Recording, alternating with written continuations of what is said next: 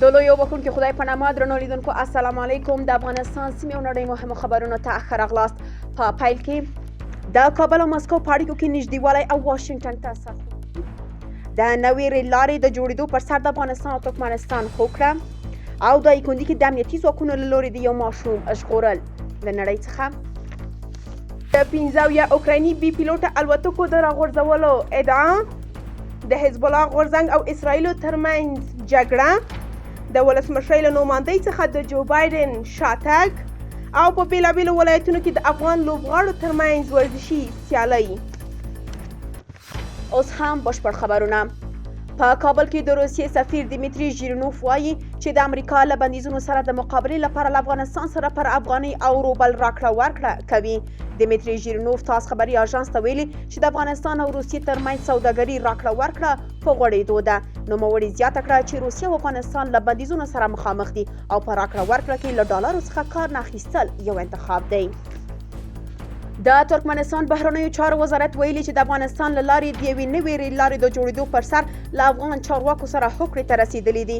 انټرفاکس خبري اژانس ویلي چې دا تفاهم د قزاقستان په اکتاو ښار کې د شمال جنوب د سوداګرۍ او لوژستیک په فورم کې وشو. د اوبو او انرژي وزارت مسؤلین وایي د پنجشیر سیند څخه پلازمینې کابل ته د اوبو رسولو پروژې هر اړخیزه طرحه او سروې بشپړه شوې او د منظورۍ په موخه د امیرالمؤمنین حفظه الله دفتر ته لیږل شوي او له منظورۍ وروسته به عملي چارې پیل شي. له دې سره د کابل اوسیدونکي وایي چې د پاکو اوبو له کمښت سره مخامخ دي او له حکومت څخه د دې ستونزې د حل غوښتنه کوي. د ریختر په کچه 4.6 درجې یوې زلزلې د افغانستان شمالي ولایتونه ولړزول. دا راپورونه له مخې د امریکا د جیولوژیکي سروې ویلي دي چې د زلزلې مرکز د تخار په فرخار ولسوالۍ کې تر ځمکې 206 کیلومتره لاندې و. د مرګ ژوبلې او زیانونو په اړه څه نه دي ویل شوي. لسګونه پوځي رینجر موټر رغول شوي او ګټې اخیستنې ته سپارل شوي دي. د کورنیو چارو وزارت د تأمیناتي چارو معاینیت اړوند د څرخي پله تخنیکي او اساسي کنډک د تخنیکي پرسونل په مرسته لسګونه وسایط رینجر رغولي دي او په سلګونو نورو وسایطو د جوړېدو په موخه کار روان دی. د دایکنډي امنیه قومنداني مسؤلین وایي چې د یو پلټونکي عملیات په ترڅ کې 11 کلن ماشوم چې د یوه کس له لورې له 3 ورځو راهیسې په زنځیرونو تړلی او ربړوی ژغورلی او تورن کس یې نیولی دی. دغه ماشوم د دایکنډي ولایت د خدیر ولسوالۍ اوسیدونکی دی او د یو کس لپاره یې شپني کوله. د چمن اوسیدونکي او پرلط کوونکي وایي پاکستاني ځواکونو تر اوسه هم سپین بولدک چمن دروازه نه ده پرانیستلې. د بلوچستان کورنیو چارو پخواني وزیر ویلي و چې پاکستاني حکومت منلي چې خلک د پخوا په څیر په شناختي کارت او افغاني تذکرو تګ راتګ کولی شي. د همدې خبر په خپرېدو سره د چمن پرلط کوونکو خپل 10 میاشتنی پرلط هم پای ته ورسوه. پیښو ته د رسیدو ملي ادارې رئیس شیخ نورالدین ترابي کندهار ولایت ته سفر کړی او د سپین بولدک ولسوالۍ د کاکړانو له منډوي څخه لیدنه کړې ده. د مسؤلینو په وینا کندهار ولایت ته د ښاغلي ترابي د سفر موخه په سپین بولدک کې د وروستۍ اورلګېدنې له امله د رامنځته شویو زیانونو ارزونه ده. څو ورځې مخکې په سپین بولدک کې اورلګېدنې څه باندې 400 هټۍ وسوځولې چې ګڼ مالي زیانونه یې سوداګرو او هټیوالو ته واړول. او وروستی خبر د ترانسپورت او هوایي چلن وزارت د هوا پیژندنې ادارې په 12 ولایتونو کې د سختو بارانونو، تندر، برېښنا، توپان، دوړو او سیلونو وړاندوینه کړې ده. دغه اداره وایي چې بدخشان، نورستان، کونړ، لغمان، پنجشیر، پروان، ننګرهار، کابل، لوګر، پکتیا او خوست هغه ولایتونه دي چې د باران، توپان او احتمالي سیلونو اټکل پکې شوی دی. اوس هم نړیوال خبرونه زما همکاره تاسو ته وړاندې کوي. له خپلې همکارۍ څخه په مننې درنو لیدونکو السلام علیکم. پایل له مسکو څخه روسیه وایي په تیرو 24 ساعتونو کې د اوکراین 15 بي پیلوټ الوتکې شنډې کړي او یا یې ویشتې دي. د رویټرز خبري اژانس د خبر له مخې روسیې دفاع وزارت ویلي چې 8 بي پیلوټ الوتکې د تور سمندرګي ټاپسي ښار ته څیرمه چې د تیلو چانځای لري ویشتې دي او پاتې نور یې په بېلابېلو سیمو کې راغورځولي دي. د اسرائیلو صدر اعظم بنیامین نتنیاهو واشنګټن ته سفر وکړ او ویل شوي چې نوموړی به د امریکا کانګرس ته وینا وکړي.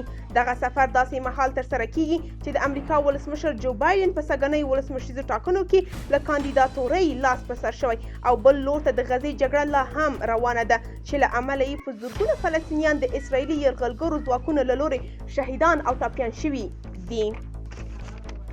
د لبنان حزب الله اسلامي غورځنګ وایي چې د اسرائیلو په لور یې د بي پیلوټ الوتکو او راکټي بریدونه کړي دي او ویلي چې دا کار یې د اسرائیلو تر بریدونو وروسته کړی دی. د فرانسې خبري اژانس د راپور له مخې اسرائیل ویلي چې د دغه هیواد هوایي ځواکونو د یکشنبې په سهار د لبنان د حزب الله ډلې د وسلو 2 زیرمې تر برید لاندې ونیولې. فلسطیني چارواکي وایي د غزې سویل په خان یونس ښار کې د اسرائیل رژیم د هوایي بریدونو له امله 39 فلسطینیان شهیدان دي.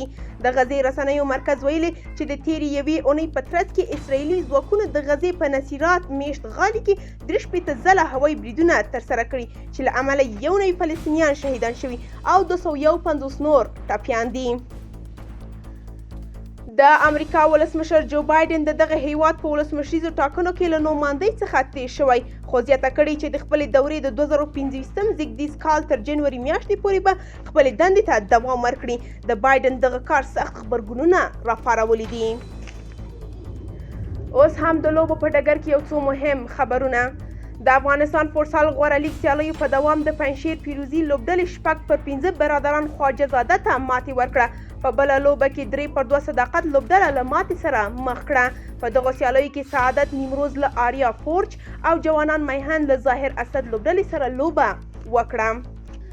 د اتصالات لیست ای سیالیو کې تر دې دمه هندوکش سټرایکرز لوبډلې په 15 سیالیو کې 4 ګټلي او په 8 نمرو لومړي ځای کې قرار لري. ماهی پاستوري هم په 15 سیالیو کې 4 ګټلي او په 8 نمرو دویمه لوبډله ده. بلخوا په دغه سیالیو کې پامیر لیجند لوبډلې د ماهی پر ستورو 304 منډې هدف پوره کړ او په دې سره د 2 سیالیو په ګټلو او 4 نمرو دویم ځای خپل کړ. د میدان وردګ مرکز میدان ښار کې د هیواد بیلابیلو ولایتونو کې 40 لوبډلو ترمنځ د والیبال سیالۍ پیل شوې. دغه لوبې چې 15 ورځې به دوام وکړي د یاد ولایت بدني روزنې امریت له لورې پیل شوې چې موخه یې د لوبغاړو هڅونه او یووالی ښودل شوی. او وروستی خبر تخار کې د فوټبال غوره لیګ پیل شو. په دغه لوبو کې د یاد ولایت 10 لوبډلې لوبیږي چې 2 میاشتې به د یو بل پر وړاندې د رفع او بیا راتګ سیالۍ وکړي. د یادولو ده چې دغه غوره لیګ په تخار کې هر کال ترسره کیږي. له لیدلو څخه مو مننه او بیرته ورګرځو خپلې همکارې حماسي کاکړ ته. دا اوس موږ د سات پښتو خبري ټولګه تر بیا د خدای په امان.